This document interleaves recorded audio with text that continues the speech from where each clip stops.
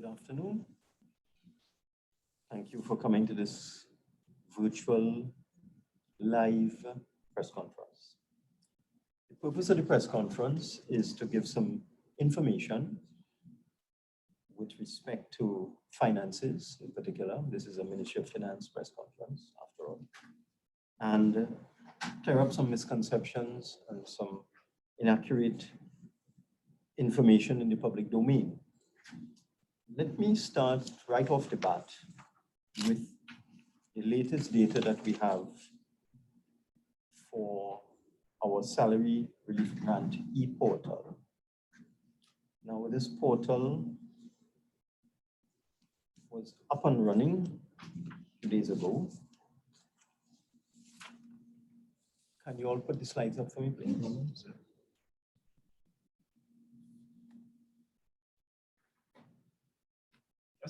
Okay, so today is the 21st of May. Our portal was active at around 7 a.m. on Wednesday the 19th. And what this slide would show you since then is the total number of persons who have registered on our web portal. That's our salary relief grant e-portal.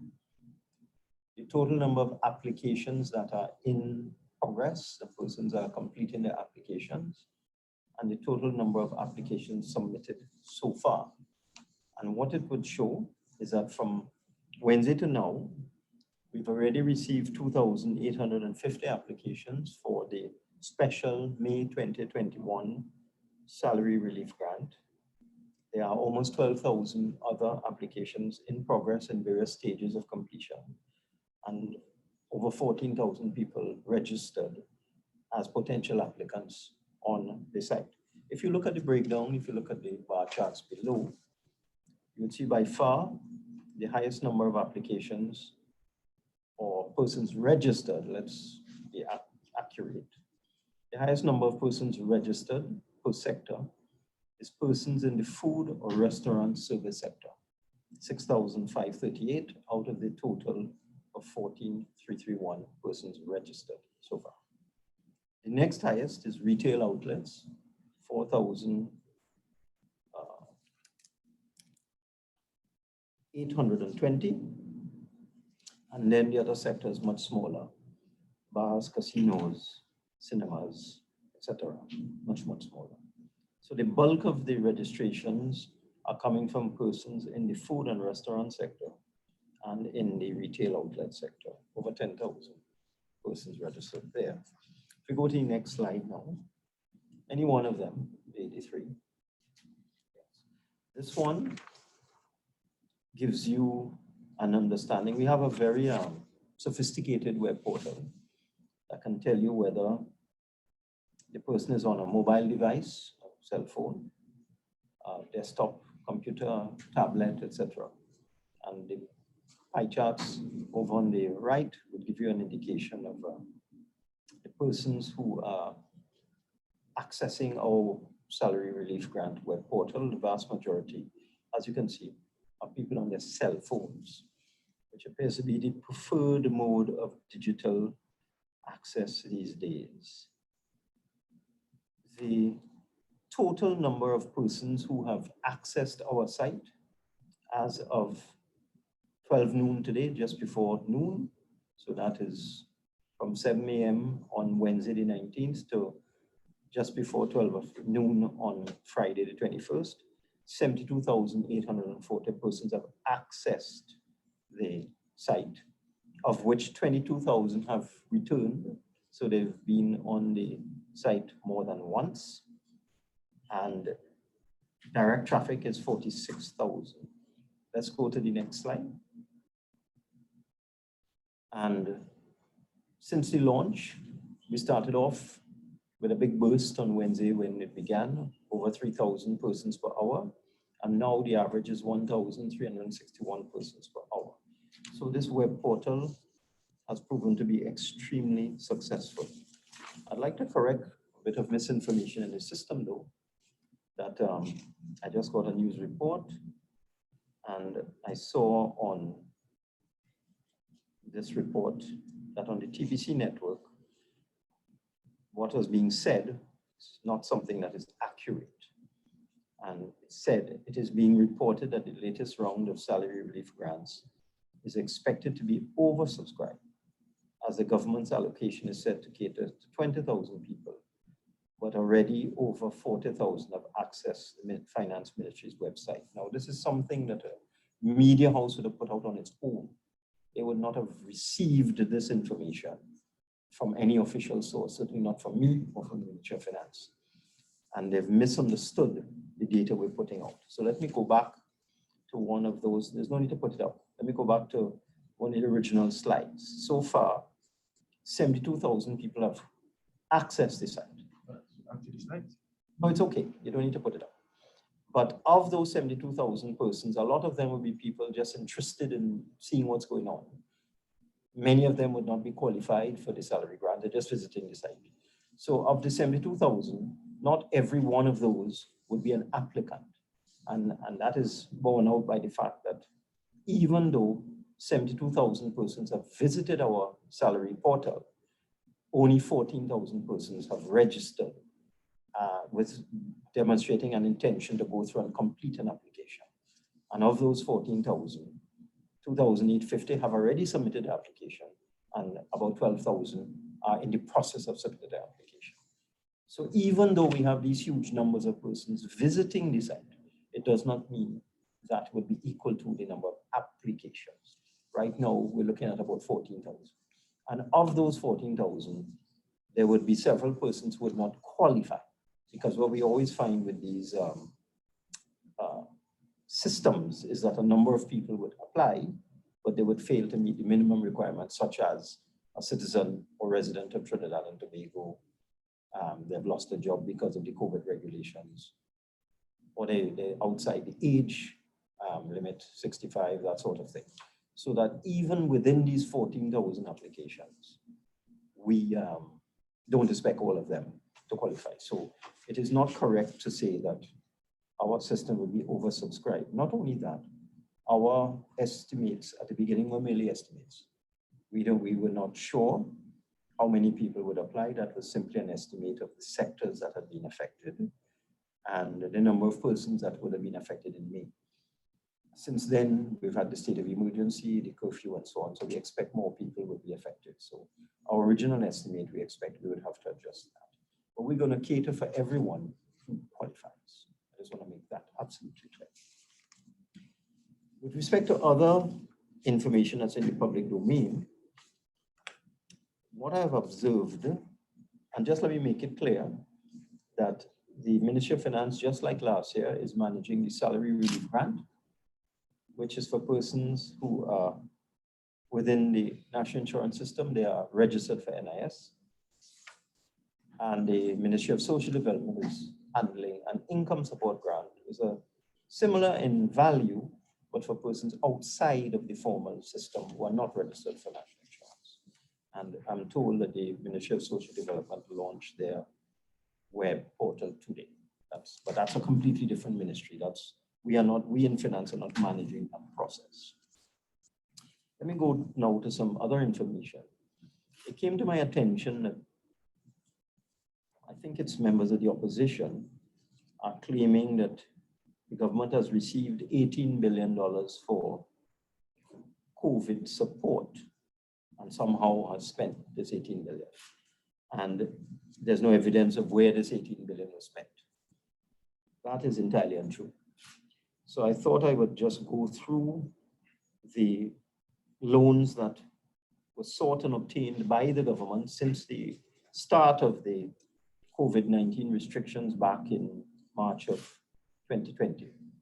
And the government has approached the Inter-American Development Bank, or IDB, for a US $100 million policy-based loan to deal with essentially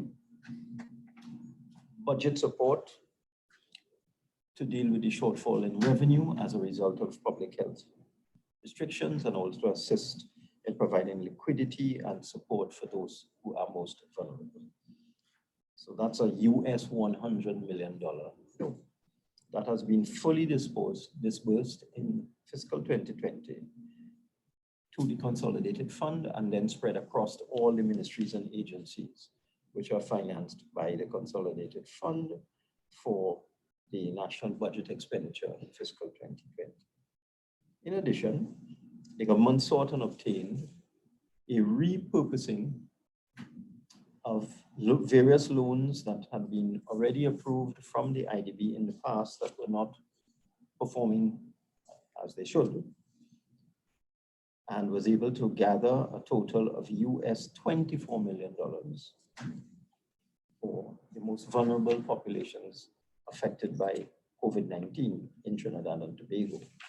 And this loan was to provide essentially a reimbursement to the government for cash transfer programs such as the food card, the grant, the senior citizens pension, etc., and also the expansion of the temporary food card program, etc. This loan has not yet been disbursed. That's $24 million US. That is final stages of disbursement, and essentially it's a reimbursement for money already spent in 2020.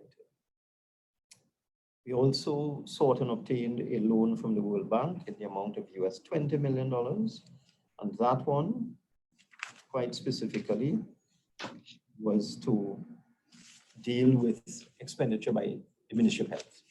So that one would be on pharmaceuticals, personal protective equipment, medical equipment, ventilators, vaccines, etc. That loan also has not yet been disbursed, that $20 million US loan that is available to us. So we have the $24 million US available from the IDB, the $20 million available from the World Bank, not yet spent.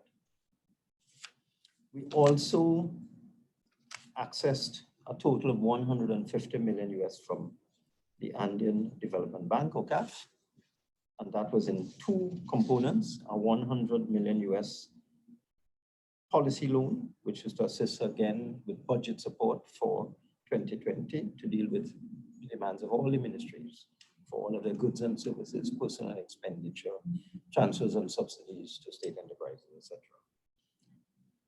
So the first $100 million US of that was received by the government and fully disbursed into the consolidated fund.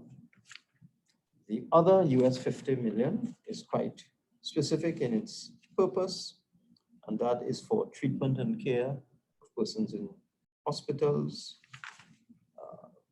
non-pharmaceutical consumables, infrastructure, biomedical equipment, payment of salaries and wages for the hiring of health personnel, doctors, etc., PPE, consumables, sterile gloves, face masks, all other medical equipment and things associated with the hospitals. That's a $50 million US component, not yet disbursed. So of these loans, we have received US $100 million from the IDB and $100 million from CAF. That's $200 million US, which is just under $1.4 billion. And we still have to access $50 million from CAF, $24 million from the IDB, and $20 million from the World Bank. So that's another $94 million, which we have not yet accessed. We've also entered into an arrangement with the Chinese Development Bank, and that's a policy loan again for budget support of $204 million US, of which 15% must go to what is called Chinese elements, which could include the acquisition of vaccines. That loan has not yet been accessed.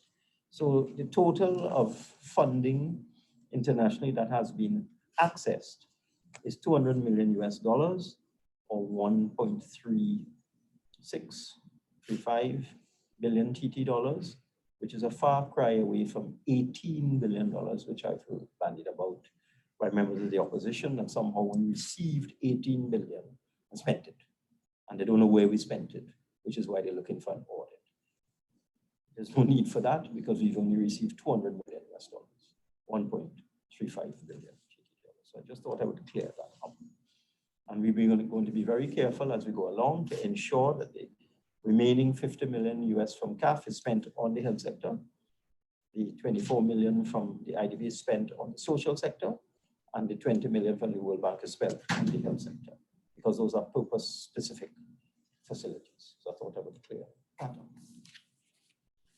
In terms of the Heritage and Stabilization Fund, again, there's quite a bit of mythology and misinformation out in the system with respect to that. I have the actual net asset value of the fund. It started in September 2015 and have come right up to the present day.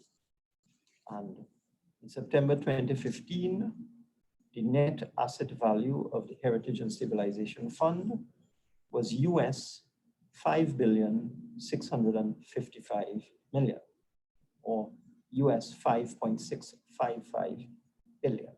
So that was the value in the Heritage and Stabilization Fund in September 2015. The value as of the 14th of May 2021, last week, $5,691,000,000. So the value, or 5.691 billion. So the value of money in the Heritage and Stabilization Fund as of today is 5.691 billion, and the value in the fund as of September 2015 was 5.655 billion. So we still have more money in the Heritage and Stabilization Fund than there was in that fund when we won the election in September 2015. And I make this point because there's a repeated falsity out there in the system that we have raided the fund and depleted the fund and that all the money is gone and there's nothing left and country going bankrupt and all that kind of thing. All nonsense. Let me repeat. The value of the Heritage and Stabilization Fund as of the 14th of May 2021, 5.691 billion, and the value in 2015, 5.655 billion. But the fund has been managed so well from 2015 to now by the fund managers and by the central bank, and I must congratulate them. I must congratulate the board of the Heritage and Stabilization Fund and the managers in the central bank and the fund managers overseas who manage the fund for us in terms of making sure that the fund is invested in good interest-bearing securities and good treasury funds and so on. And I can tell you that the total withdrawals from the fund, notwithstanding the fact the fund is still higher now than it was almost 6 years ago, we have withdrawn $2.1 billion US from that fund from 2015 to now. Just over 14 billion Trinidad and Tobago dollars.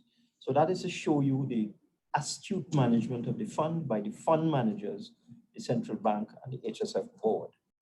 They have managed to produce income in that fund of over 2 billion US dollars, over 14 billion TT dollars has been earned by the fund and used for budgetary support and pandemic support over the last 6 years, and in particular over the last year and a half. And I just to give you some statistics for 2019-2020, we withdrew close to 80 million under the normal conditions of shortfalls in petroleum revenue and 900 million under the new provisions with respect to dangerous infectious disease, COVID-19 provision. That's fiscal 2020. In terms of fiscal 2021, we've withdrawn 292 million under the normal system arrangement that the fund was set up for shortfalls in revenues for petroleum and 300 million for pandemic support. All in all, as I said, total withdrawals of 2.1 billion, 14 billion TT, and the fund is still more now than it was before. So the Heritage Fund is still in excellent shape. So that deals with that story that's outside there, that we've raided the fund, that the fund has gone through and so on. In terms of revenue, for the first 6 months of the year, it is more or less similar to what we had disclosed on the last time I was here with a press conference speaking about the fiscal performance for the first 4 months of the year. And the revenue shortfall actually for the first 6 months of the year is a little better than was originally anticipated 2 months ago, we have a shortfall of about $1.6 billion in revenue for the first 6 months of the year. 2 months ago, we were looking at a shortfall of about 2 billion, but we've had better than expected prices for oil and so on. We're getting some supplementary petroleum tax. We're still way below because, as I just indicated, it's $1.6 billion less than it should be. And usually the revenue comes in the second half of the year, not the first. So we still anticipate a significant shortfall in revenue for the fiscal year, maybe of the order of about $5 billion for the entire fiscal. So I just thought I would put that on the table.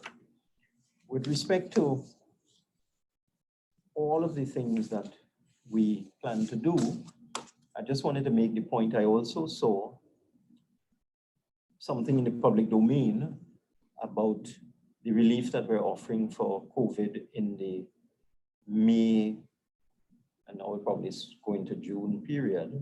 2021 was 30 million. That is not correct. The 30 million was simply an estimate of the amount of money you might spend on salary relief and income grants. But that is only part of the equation. You may recall that I had indicated we are supporting the Ministry of Agriculture with their food baskets, and I saw the Minister of Agriculture reporting that he has already distributed about 12,000 of these food baskets. So he's on target for his target of $25,000 for the month of May. And we had indicated we're going to support the Ministry of Agriculture for the months of May, June, and July, and hopefully down to September. So that's another $10 million a month. So that would be a minimum of additional $30 million. That takes it to 60. And then if we do August and September, that would take it to $80 million for the food baskets and the income support and salary support. We're also looking at food cards in due course, additional food cards to help people who are in need during this period. That may be another $10 or $20 million. We're also looking at support for the maxi taxi drivers in terms of fuel support and taxi drivers and so on. That might be another 5 million. We are also committed to giving the churches $5 million in the month of May and $5 million in the month of June. That's another 10. So if you've been doing the mathematics, I'm almost up to 100 million at this point in time. We also have funding for artists, the cultural artist relief payment of $5,000. We have another 15 million or so available to artists there. So that takes you up to $110, $115 million. And then we're committed to give NIDCO another $12 to $15 million for their grant for entrepreneurs, the grant of up to $20,000. So that would take you up to 130. And in addition, we still have over $200 million available in our small and medium enterprise loan facility. So that would cross over $300 million. So I just wanted to give an idea of the money that the government has decided to make available for persons and businesses affected during this period. And of course, the state of emergency has complicated things a little bit, so made it a little more complex for us in the Ministry of Finance as to what we should do in terms of providing additional relief and so on. We are looking at that very, very closely. Of course, that would have to be a collective decision of the government, not a decision of the Ministry of Finance, but we are cognizant of the fact that the state of emergency may have complicated things a little somewhat, so we are adjusting all the time and adjusting to suit. And in terms of the categories of persons who should receive the grants, the salary relief and the income support grant, again, we're looking at that very carefully because the latest regulations may have increased the numbers of persons who are affected. So I thought I would deal with these issues, in particular to debunk the old talk outside there that the government has received $18 billion and has somehow squandered it, sent it up into the atmosphere somewhere. Not true. So far, we've accessed 200 million US, 1.35 billion TT, which is less than 10% of the number being bandied about. And that has gone directly to budgetary support, to support expenditure in the normal budget process for salaries and wages, goods and services, transfers and subsidies, and so on. But we still have another approximately 100 million US geared specifically towards the health sector, the vast majority, and also the social sector to access, and we're standing by to access that at any time. So I think I have given enough information here, and I will be happy now to open up this press conference to any questions that anybody may have.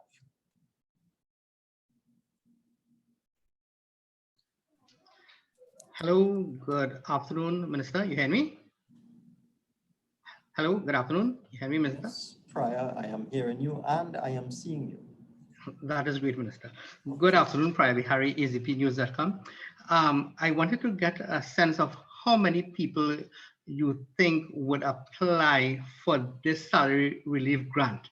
And can you clarify if only the Ministry of Finance is the ministry that would deal with the salary relief grant and not the Ministry of Social Development? Because there seem to be some people are confused, you know, where to go for what. So just to clarify that, and the actual numbers you think, and what would be the cost of these people, the grants to these applicants. Thank you for that opportunity. I find I have to clarify this all the time. I don't know why. I know that some of the reason is a bit of mischief in the system. People deliberately mix up the two grants, not the applicants, but other people. The salary relief grant is for persons who are registered with the National Insurance Board. It's as simple as that. Once you have an NIS number, you are eligible to apply for a salary relief grant. But there are large numbers of persons who are not registered with the National Insurance Board, who have never registered with the National Insurance Board. There's no data on them. They're in the informal economy. So they're not registered for tax, they're not registered for national insurance, they're not registered for health surcharge, not registered for anything. But they need help. So that we devised the two grants where the Ministry of Finance, because National Insurance Board is an institution that reports to the Ministry of Finance from a portfolio perspective, we can access the data in the NIS system and determine very quickly whether persons are registered for NIS or not. So that we have a stream of funds available to persons who are registered for NIS. That is the salary relief grant. Recognizing that there are large numbers of persons who are not registered for anything, we have created as a government another grant called an income support grant. The two grants are the same. In this May 2021 period, if you lost your employment at the beginning of May, you're eligible for the $1,500 grant. That is when there were certain health restrictions imposed around the beginning of May. But additional health restrictions were imposed around the 8th or 9th of May. And we realized that more persons would have lost their jobs after the 8th or 9th, or had their income reduced or had their employment suspended from around the 9th of May. So that's why you have the two amounts, $1,500 if you are affected at the beginning of May, and $1,000 if you are affected from around the 9th of May. But the income support grant is managed by the Ministry of Social Development. I've seen multiple newspaper reports, television reports, radio reports, totally confusing the two grants. Persons are complaining that they didn't get their income support grant from the Ministry of Finance when we don't administer the income support grant. Persons who are not in the national insurance system saying they went to finance to get a grant when that is not how it works. So just let me clear it up again, and I'm quite prepared to clear this up again and again. The Ministry of Finance administers the salary relief grant through our salary relief grant e-portal, which is up and running and working. And the Ministry of Social Development has a web link for persons who are not in the NIS system to apply for an income support grant. That ministry. I hope that clears that up. So if you are in the NIS system, you apply via the Ministry of Finance and not through the Ministry of Social Development. Correct. And vice versa. And vice versa. Absolutely correct, Brian.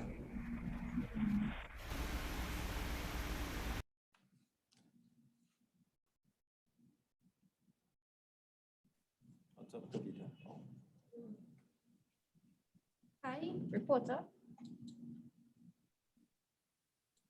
He's Hearing you? muted. We're not hearing you, sir.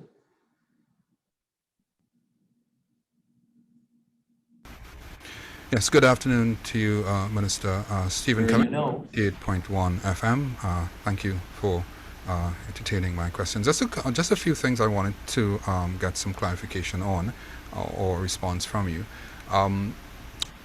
What have been spent so far on the government total COVID relief expenditure sheet since March 2020 to present in financial terms? That's one question.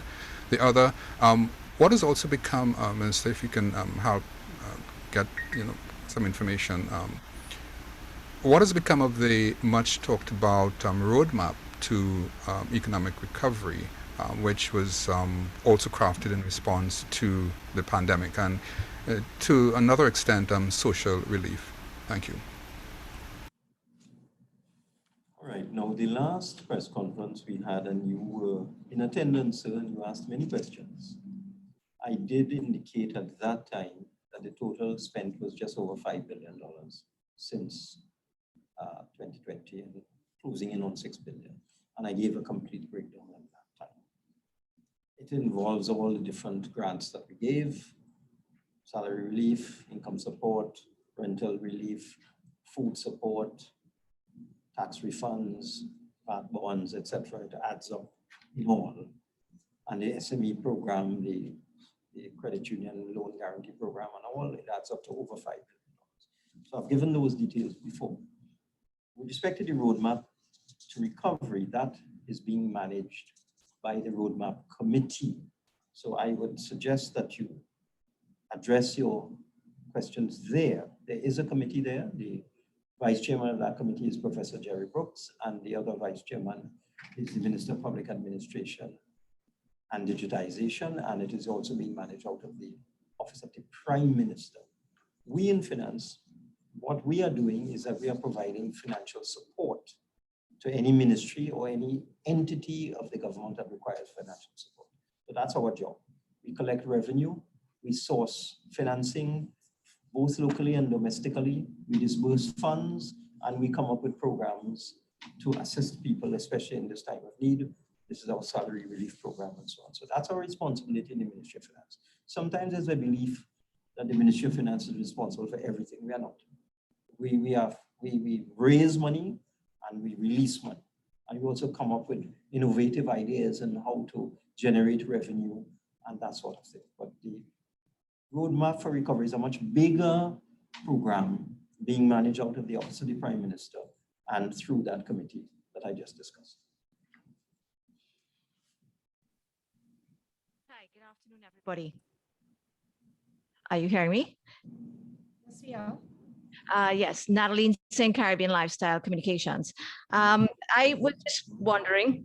Ms. Singh, could I just do some housekeeping, please? Are you there? Yes. Okay, this is a video conference. So on the next occasion, as I asked on the last occasion, could you please have some video? Okay, so go right ahead, Ms. Singh. I'm guided by you, Minister, as always. My first question is the issue when the grants were distributed last year was that there was the complaint of double dipping, as well as those who have had applied didn't get grants. So I was just wondering, when it comes to that, those two issues, has it been rectified? And then my second question is there going to be a mid-year review? And if so, are there going to be business incentives within the mid-year review? Thank you very much. Sure. With respect to the complaint about persons not being paid their grants, I actually got an update this morning. If you just give me 1 second. I will pull up the data I received this morning. The total number of salary relief grants paid out by the Ministry of Finance as of May 21st, today, 86,196. The number of applicants still to be paid, 7,000. So that of the total of approximately 93,000, we have paid out over 90% of those persons who applied and were deemed to be and found to be eligible. So that I think in percentage terms, if you take 86 out of 93, you're talking 93%. So I don't think it is accurate for this story to be outside there, that there are huge numbers of persons who applied for the grant and didn't get. It's just 7% or less. Secondly, these persons were persons who had no bank account or whose bank account was not functioning. And we have to pay these people by preloaded debit card. And I'm happy to report that of these 7,000, 6,139 records have been forwarded to FCB to prepare debit cards for them, and 5,000 cards have already been generated. And these are going to be delivered via TT Post, of which I'm told over 1,000 cards have already been delivered to TT Post to be delivered to persons, another 1,000 today. So I think within the next week or so, we would have cleared out all 93,000 of the applications for the salary grant that were found to be valid. So that it's not correct to say that there are huge numbers of persons who are waiting for the grant. It's just not true. I'm giving you actual figures now. With respect to mid-year, we expect to go to the Parliament in June. With the mid-year, I have received the final information with respect to the mid-year review, which will be a supplementation of appropriation. I got that yesterday. We're fine-tuning it now. It will go to Cabinet in due course. Once Cabinet agrees, we will schedule a sitting in the Parliament, which will be in June, for the mid-year review. And in addition to the mid-year review, because sometimes there's some confusion about these things, we also have a finance bill 2021, which also we are scheduling to get into the Parliament in June. In that finance bill will be the matters we discussed in the budget, such as tax exemptions for approved property developers and many of the other incentives, all discussed in the budget, in addition to the whole question of the liberalization of the petroleum fuel market. That will be in the finance bill as well, the new formula and the pricing and all that sort of thing. And all of the other measures, the business stimulation measures mentioned in the budget, will be in the Finance Bill 2021, which we have also scheduling to get into Parliament in June. You have to understand, with COVID and the state of emergency and so on, things are not as easy as they should be. It's not so easy to schedule sittings of Parliament these days. The opposition not even attending in some cases. They don't want to come. But be that as it may, we are scheduling the mid-year review and the supplementation and variation of appropriation for June. And I'm also targeting June for the finance bill, which will have all those stimulants for and incentives for business.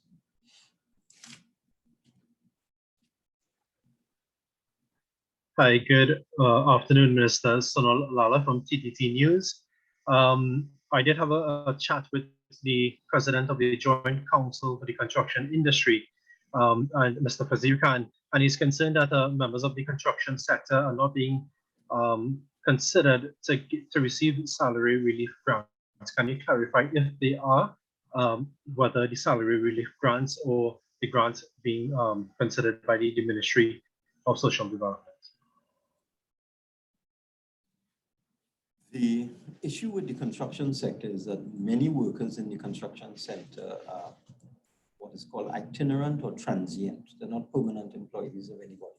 They move from project to project. They're temporary in nature, so it makes it all very complicated.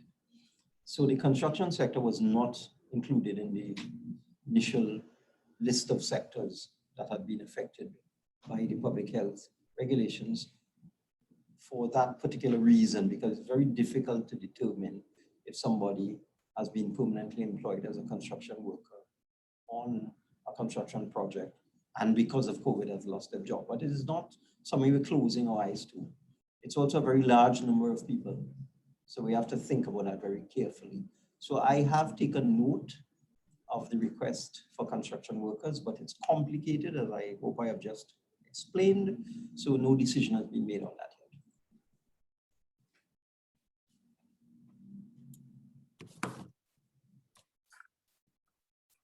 Hi, good afternoon, Minister.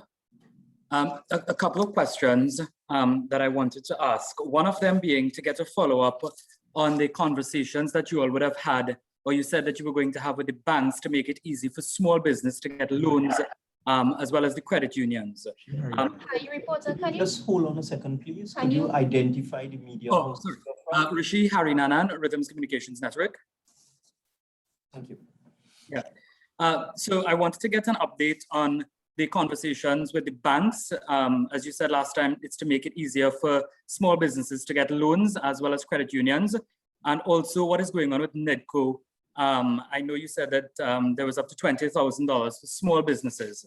And if you can as well, the food card system, I can't recall if anything was said about that, but I wanted to find out if it's a system where the MPs would be getting the food cards to distribute for people who would be in need, and if it's going to be a temporary card. What system is in place for that? You've posed many questions to me. So let me see if I can remember them all. We have been talking to the banks. I've been talking to the central bank as well. And we're zeroing in on what the problems are. What we discovered, a lot of small and medium enterprises, and this is a national problem, and it will require national attention and national focus. A lot of small and medium enterprises don't have audited accounts. They don't keep audited accounts. A lot of them don't even have what is called management accounts. These are accounts that are not audited, but prepared by an accountant for the company. It is a prerequisite when you go for a loan that you have to demonstrate the ability to repay the loan. It's as simple as that. You have to show the bank that you have the capacity to repay the loan. If you cannot produce audited financials or management accounts to show your income and your expenditure, then you cannot demonstrate to the bank that you have the ability to repay the loan. That's something that people need to understand, especially in the small and medium enterprise sector. They need to understand this, that you're going for a loan, it's not a grant, and therefore you have to show the ability to repay the loan. There are other problems that we find with small and medium enterprises. Many of them are not registered for VAT, or if they are, they're not up to date with the VAT payments, so they can't get a VAT clearance. Others are not registered for income tax, or if they are, they're not up to date with the income tax payment, so they can't get an income tax clearance. Others are not registered for national insurance, or if they are, they're not up to date with their national insurance payment, so they can't get an NIS clearance. So that this is a national problem that has emerged out of the woodwork. I have to use those words. It's come out of the woodwork while we try to help people, because we set up the SME loan system with the banks on very generous terms. 0 interest, no interest. Moratorium for 2 years. So you're getting the loan, you don't pay any interest, you just pay back the principal, and you don't have to pay for 2 years. And yet so many small and medium enterprises can't access the loans because they don't even have the basic minimum of company accounts, financials, income tax registration, NIS registration, and so on. So this is a national problem. I have recognized this now at the Ministry of Finance. This is a big problem, and we will have to work with all of these small companies to help them to become more sophisticated, because a lot of these small companies operate on a day-to-day basis, very informally, very arbitrarily. They work from month to month. That's not good business. So we have to help them, and we're trying to devise a system. We're looking around the world. I have a regular meeting with the central bank every week, and this is now an agenda item to look around the world look at developed countries, look at developing countries, and see how they have dealt with this problem. How have they been able to assist their small and medium enterprises in the face of this kind of informality and lack of accountability? So it's something we're working on. So that is how we're dealing with it, and that applies to the credit union system as well. With respect to the food cards, they would be temporary. With respect to the food cards going through the MP offices, if you listen to what the Minister of Agriculture has been saying, trying to migrate towards food baskets because it does two things. It's much more cost effective because you would not believe the volume of goods you get in one of these food baskets. I'm amazed at what you could get for $250 from the farm. Shocking. About double the amount that if you went to the supermarket. So it in terms of the value and the quantity of produce and other agricultural stuff that people get from Ministry of Agriculture, the food basket program is tremendous. And in addition, it also provides a guaranteed income for farmers and boosts the agriculture sector. So we're kind of trying to migrate towards food baskets, but we recognize there'll always be people that need food cards. So we are going to institute a system of temporary food cards. I spoke about that earlier. We have a provision for that, maybe about $20 million for that. And it will go through members of parliament. And if you listen to the Minister of Agriculture, also through civil society, NGOs, churches, and that sort of thing. So I will answer all the questions.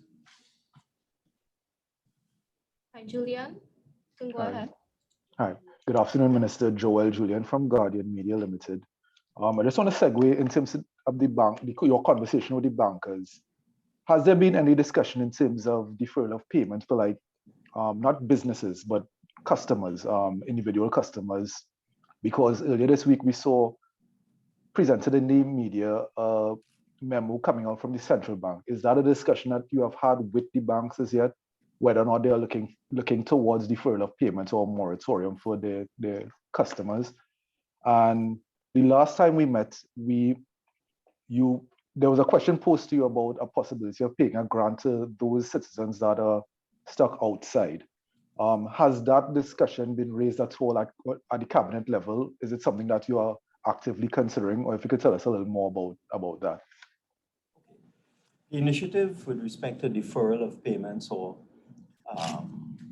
providing some sort of relief to customers in banks and so on, that was actually an initiative of the central bank and the banks. And I want to congratulate that for them. They took the initiative and they went ahead. So the central bank is in discussions with the banks in terms of giving people relief, in terms of deferral of payments and so on. The problem with it is that the central bank has guidelines that it gives to the banks in terms of their loan portfolio, in terms of non-performing loans and persons not paying their loan payments and so on. So the central bank is adjusting that to give these commercial banks the ability to provide some relief to their customers. So that's in progress, and as far as I know, that is continuing. On the last occasion in 2020, we gave assistance through the embassies abroad to persons stuck abroad. It has not been decided yet, but is one of the things that obviously will be open for consideration, as I said on the last occasion. With respect to the discussions with banks, I myself have spoken to some of the banks, because the other thing we're trying to do is to move to a fully digital system so that the vast majority of payments will be electronic and digital. One of the things I'm very pleased about with our salary relief portal, we took a little while, but we got it right. So it's a fully online system, just as if you're applying, for example, for a US visa. Everything is digital. You upload your documents, you fill out the form. The form is a fillable form online. I'm very pleased with the staff in the Ministry of Finance. I want to congratulate them and our consultants for the excellent way they have devised that electronic portal and the way it's working. But we want to take that to the next level. So we want all payments, if possible, to be digital, done by bank transfer, so that we're encouraging people to open bank accounts. And there are a lot of people who don't have bank accounts because they find it's too hard when they go to the bank, the things that the bank is asking for, they can't provide them. For example, proof of address and so on. A lot of people, large number of people live in one house. The water bill or the electricity bill will be the name of one person, but it might be 10 people there. The other 9, The bill is not in their name. So they struggle when they go to open a bank account and they have to provide a proof of address. They cannot produce a WASA bill or TNTech bill in their name. So that's one of the things that has come out of the discussions I've been having with the commercial banks, how we get around that. Secondly, in terms of identity, some banks prefer the driver's permit because it has the address on it. They don't like the ID card because it doesn't have the address on it. So again, we've been looking at that to see if we could perhaps use a combination. If a person does not have a driver's permit and they have an ID card, perhaps we could get the EBC to confirm their address, because that's not private information, that is public information. It's published in the list of electors. There's no danger there. And then the third issue, so there are three things that people need to open a bank account: proof of address, proof of identity, and proof of income. Now, if you're a salaried worker, you can produce a payslip, easy. Letter from your employer, easy. But if you're self-employed, it becomes difficult. If you're not on payroll, it's difficult. If you're a vendor, for example, it's difficult. So I have been working with the banks, and it all ties back into the financial obligations regulations published by the Financial Intelligence Unit. And these guidelines are in there, but in many countries, there's a separate system for people who are in a limited income level, like say up to $10,000 a month. They relax some of the criteria for those people. So that's what we're working on, to assist more and more people to get into the banking system so that they could get electronic payments. So we do have a question from Joel Brown, CCN TV6 Sure, News. sure. He's asking what assistance. But where is Joel? He's having some technical issues, unfortunately. He's asking what assistance, if any, is to be provided to small business owners whose businesses have had to close during the lockdown and now state of emergency. What we would help small business owners with would be the NETCO grant, and we're going to assist NETCO to give them an additional allocation for the grant. And just this morning, the Minister of Youth Development, I think that's that ministry, Youth and Social National Service, who was speaking to me and had asked me to look at some more funds for NETCO to assist small businesses, and I certainly will do that. So there's the NETCO grant, and there will be some more funding to NETCO for small businesses, and there is the SME loan. That is what we can provide at this time. And I can also announce today, we're also looking at accelerating some VAT refunds, because we understand how important that is in terms of cash flow. Hello, Sean, you could go right ahead. Hello? Hello? Yes, Sean. Yeah, hi, good day, everybody. Using your phone. I am looking at some of the comments that are streaming through on your Facebook page that accompanies this broadcast, and I'm getting a feeling that people are rather dissatisfied from last year, that people are saying that they didn't get anything. And even on the other ministry's website, on their Facebook page, the Ministry of Social Development, that has been the experience. Is there any way that you can sort of validate what you've been saying, that, you know, people have been considered and have, you know, fairly and have gotten things? Because if you read the comments, there's a real, and even anecdotally, when you speak to people, they say, well, my niece applied and she didn't get through, my neighbor applied and didn't get through.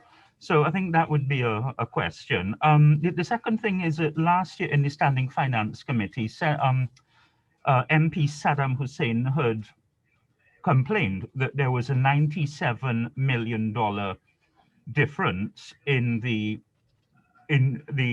allocation that was stated in the estimates of revenue and what you had actually promised, and said that you had promised 129 million, but the estimates of revenue was listed at 226. So he said that there was 97 million discrepancy that was not yet allocated for. The third question I'd really ask is about the construction workers. Is this the first time that you are saying that they are not eligible because of the itinerant nature of their work and because of the number of people? Thank you, Minister. Okay, Mr. Douglas, are you an experienced media person?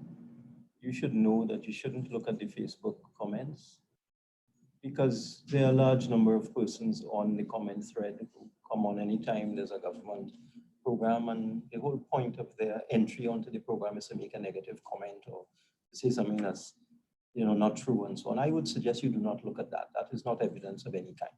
I have given you the actual numbers. I've given you the facts. The persons who are trolling on the Facebook page, what they are saying is not factual. They don't have any evidence to back up what they're saying. So as an experienced media practitioner, I would advise you not to look at the comments on the thread.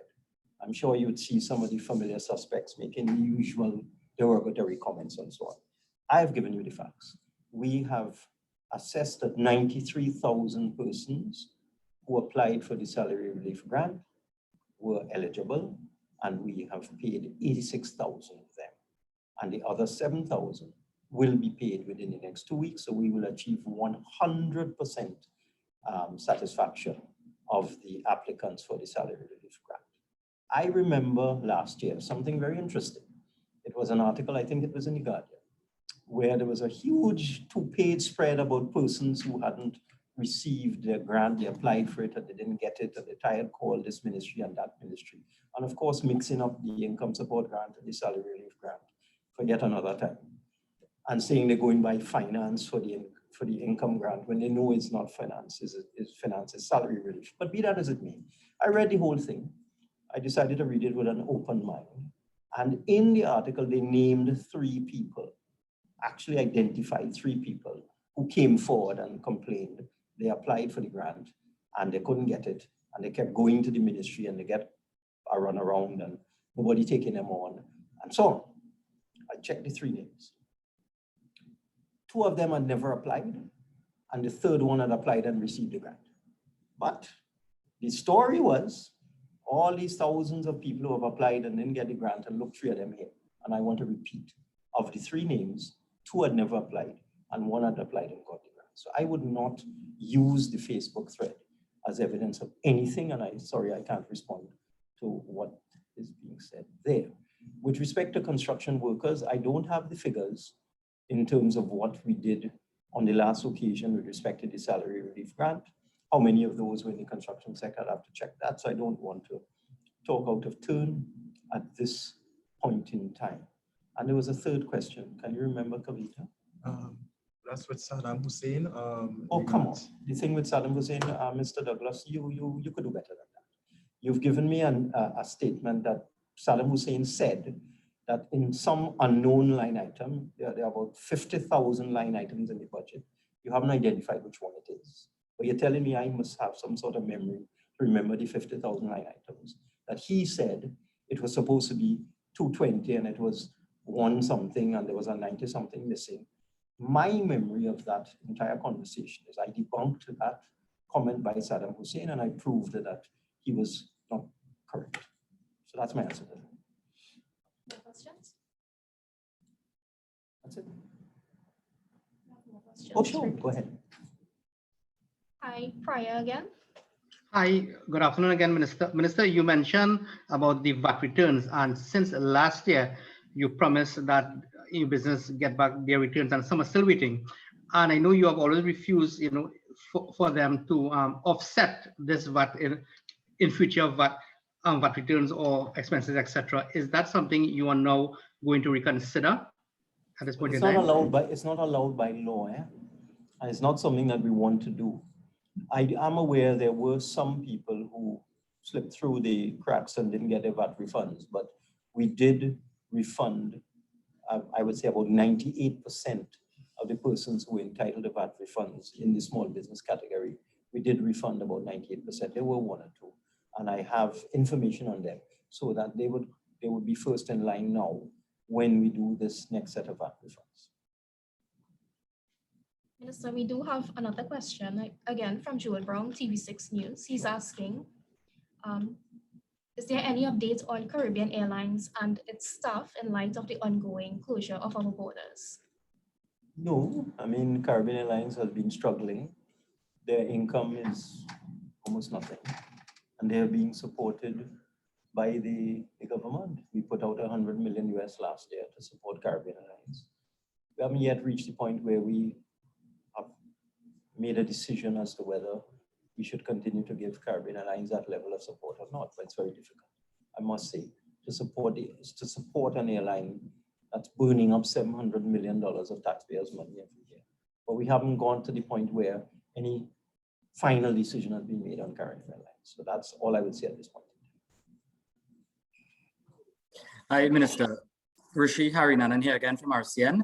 Minister, I just wanted to follow up on the question that I asked you about talking to the banks to make it easier for small businesses. Now, you talked about looking at developed countries to find a model that might suit us.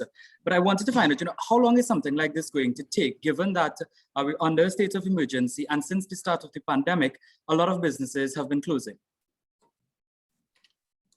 Well, the SME facility is in existence. We have $229 million available to small and medium enterprises. As I indicated earlier, if you don't have accounts, how can you demonstrate your ability to repay a loan? So that is something for businesses to get their house in order. At least management accounts, and we have to try and help people to do this. I don't understand why someone would be operating a business and not have management accounts of income and expenditure. It boggles the mind, but there are so many of them out there who are running their businesses without any accounting. So we have to try and impress upon small businesses the need for proper accounting, and keep your bills and make sure you can justify your expenditure and all that sort of thing. That's all we can do at this point in time. We can't lend money to somebody who has no accounts.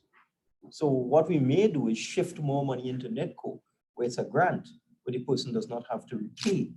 And therefore, what Netco will be looking at is the viable nature of what the person is doing, rather than looking at their ability to repay, because it's free money, they don't have to repay. So we may shift more into that. But those grants are much smaller in size than the SME loan, because the grant is up to $20,000 in Netco, the SME loan.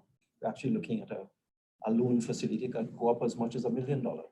And we're also looking at changing the purpose of the SME loan. Previously, it was for payroll expenditure, operational expenses.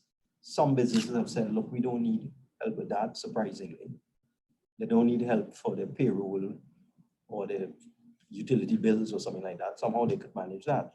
But they want to expand their business and need to buy equipment and so on. So certainly we would be making that adjustment where it is justified, to allow the loan to be varied, to be used for capital expenditure.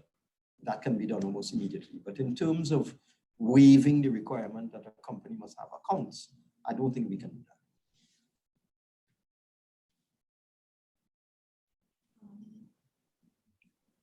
Hi, Joel, do you have another question? Yes, I do. Hi, Minister. The last time we spoke, you said that the salary relief grant and the income support grants will be supplied for the month of May. It was a fluid situation. Since then, we have now entered a state of emergency. Is there any plan to extend the grants at this point in time? Has that discussion been had as yet? And secondly, just some clarification. One of our readers is saying that in going to apply for the salary relief grant, they were told that it is only available to one person in a household. Is that correct, or can you give us some sort of clarification? The grant is available to persons who have lost their income. I think that again is a confusion between the salary relief grant and the income support grant. My understanding is last year, the Ministry of Social Development, they had a condition with their income support grant that it was available to a person in a household, one person per household. Our salary relief grant is for persons who are employed. So that's a confusion between two ministries. You need to ask that person whether they were told that by someone in the Ministry of Finance or somebody in the Ministry of Social Development, because that one person per household was a condition that was prescribed by the Ministry of Social Development and not finance, and for various reasons, and for good reason. One is an entirely informal thing where difficult to prove. When someone comes forward and says, I was working, but I don't have a bank account, I can't show you any income, I can't show you any proof I was working, you have to trust me. So that's the dilemma that social development is faced. So they were limiting it to one per household. Whereas we, on the other hand, we can identify that person being in the labor force through their national insurance number. So the level of risk with persons on the NIS system is much lower in terms of truthfulness than the person who comes forward and says, well, look, I don't have any papers whatsoever. I just want to let you know I was working, I wasn't paying NIS, I'm not paying tax, I'm not registered for anything, I don't have a pay slip, but I want assistance. So that is why the Ministry of Social Development developed that one per household for that grant, because it's completely different. Have another question. Hi, good afternoon again, Minister Pryor again. When you showed the slide of the applicants, the majority had applied from the food and restaurant services sector. We have a lot of migrants in this country, and I think it is safe to say that many of them do work in this sector. Is the ministry looking to provide any assistance to the migrant population in this country? Not from the salary relief grant. The criteria for the salary relief grant are crystal clear. You have to be a national or permanent resident. So an economic migrant would not qualify for a salary relief grant.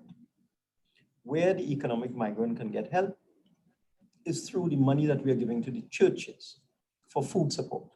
And that is the only place at this point in time that an economic migrant who is neither a national nor a citizen, a resident, can get assistance. You get it through the churches because we have not told the churches, don't give assistance to economic migrants. We are, in fact, they are encouraged to do so. Okay?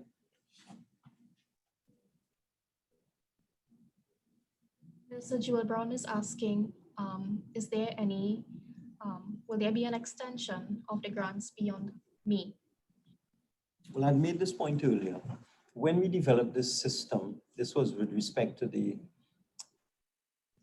measure that came in place in the first part of May and around the 9th of May.